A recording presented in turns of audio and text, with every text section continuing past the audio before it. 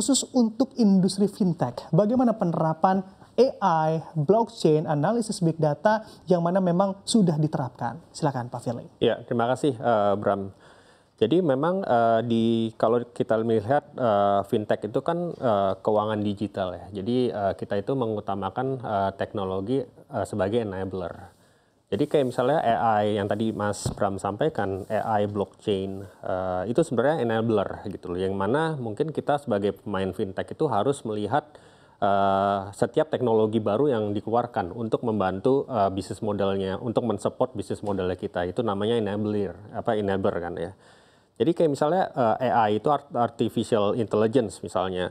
Itu banyak yang kita gunakan itu untuk karena AI itu secara naturalnya itu kan untuk menggantikan atau melakukan aktivitas yang berulang kali lebih cepat gitu. Jadi contoh kayak misalnya hal-hal yang yang lebih cepat untuk menganalisa suatu data, misalnya data analytics itu kita membutuhkan AI di mana mungkin dari perhitungan-perhitungan yang dilakukan oleh teknologi itu melihat bagaimana kita mendapatkan suatu hasil yang lebih cepat gitu loh dibandingkan kita harus melakukan perhitungan yang berurutan gitu. Nah, itu banyak dipergunakan untuk mempercepat bisnis proses gitu lebih efisien, lebih akurat dan lain sebagainya. Nah, sedangkan blockchain itu digunakan untuk mengamankan sistem, lebih transparan gitu loh sehingga sistem itu juga lebih efisien juga mengefisiensikan proses dan juga mengamankan sistem gitu. Nah, sebagai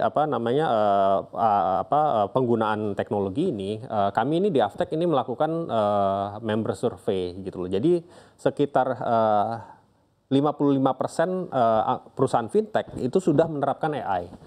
Jadi ini menunjukkan bahwa memang AI ini adalah teknologi yang inevitable gitu loh. Jadi harus digunakan bagi penyedia layanan teknologi khususnya untuk financial technology. Jadi kita akan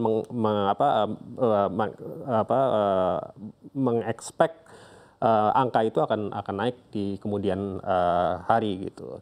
Nah, kemudian untuk blockchain itu juga mulai dieksplorasi oleh teman-teman anggota kami juga gitu loh dalam untuk mengamankan atau membuat suatu transparansi proses gitu loh di mana blockchain itu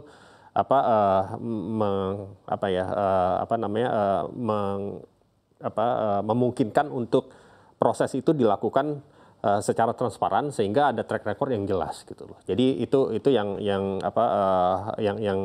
mungkin blockchain akan dieksplor khususnya itu untuk CBDC atau central bank digital currency yang mungkin sedang dilakukan oleh central bank yaitu Bank Indonesia dalam namanya Project Garuda.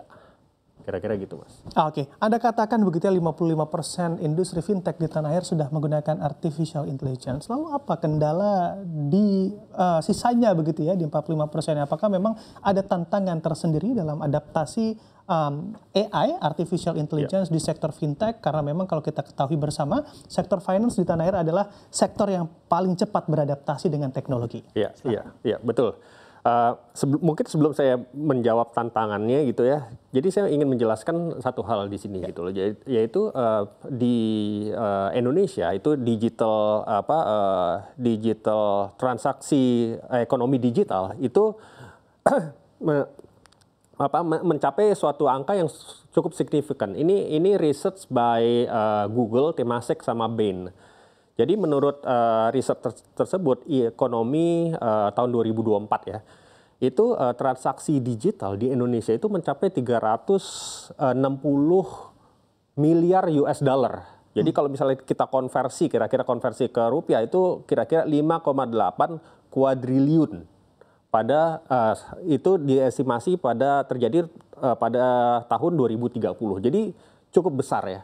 Nah, sehingga ini harus menjadi perhatian khusus pada pemerintah juga gitu loh dalam mengatasi tantangan-tantangan yang akan dihadapi oleh industri kami gitu loh. Nah, tadi bicara soal tantangan, kenapa AI itu atau blockchain atau teknologi inovasi lainnya itu memiliki tantangan untuk diadopsi di teman-teman fintech ataupun teknologi secara general gitu. Yang pertama biayanya, mungkin biaya teknologi itu dan infrastruktur pendukung itu cukup tinggi.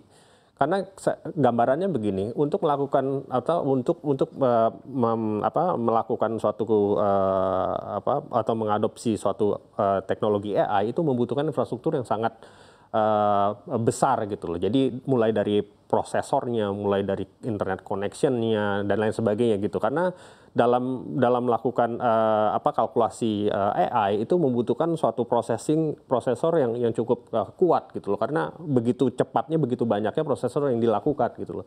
Sehingga untuk melakukan processing yang dalam waktu yang singkat itu membutuhkan tenaga kekuatan prosesor tuh yang cukup besar gitu. Nah, itu biaya gitu.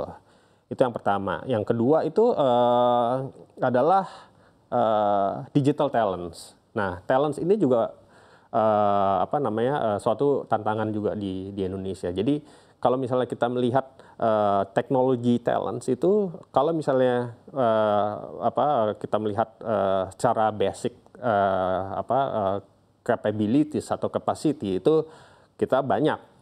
Tapi kalau misalnya kita melihat dari database tersebut, yang mereka talent-talent yang dapat menggunakan AI itu sangat sedikit gitu. Jadi karena memang basicnya itu adalah komputer, tapi komputer dalam hal mereka itu yang dapat mengoperasikan atau menavigasi di teknologi AI ini itu khusus gitu loh. Karena itu membutuhkan skill set untuk mengetahui bukan hanya dari sisi teknikal tapi di bisnis proses juga gitu, sehingga memiliki suatu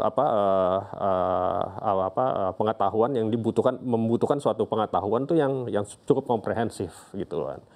Nah, terus kemudian yang berikutnya itu adalah regulasi. Nah, regulasi terhadap yang adaptif terhadap inovasi teknologi gitu. Ini juga diperlukan bagi kami di industri gitu. Jadi kami ini tidak membutuhkan investasi yang terlalu besar oleh pemerintah gitu. Tapi kami ini membutuhkan regulasi yang pasti gitu, yang sesuatu ketetapan hukum. Saya kasih contoh aja kayak misalnya tadi bicara soal undang-undang perlindungan data pribadi misalnya gitu kan. Itu undang-undang yang mana sudah diundangkan itu di tahun 2022, tetapi kita melihat masih belum ada enforcement gitu. Enforcement dalam hal untuk mendorong para baik itu industri ataupun siapapun di Indonesia ini untuk comply terhadap undang-undang PDP ini gitu. Jadi ini yang bagi industri melihat bahwa apakah aturan-aturan yang akan dikeluarkan itu akan diberlakukan atau tidak gitu. Ini pertanyaan-pertanyaan yang muncul gitu, sehingga kami membutuhkan kepastian hukum gitu. Kepastian hukum dalam hal undang-undang yang sudah dikeluarkan tapi jangan dirubah-rubah lagi.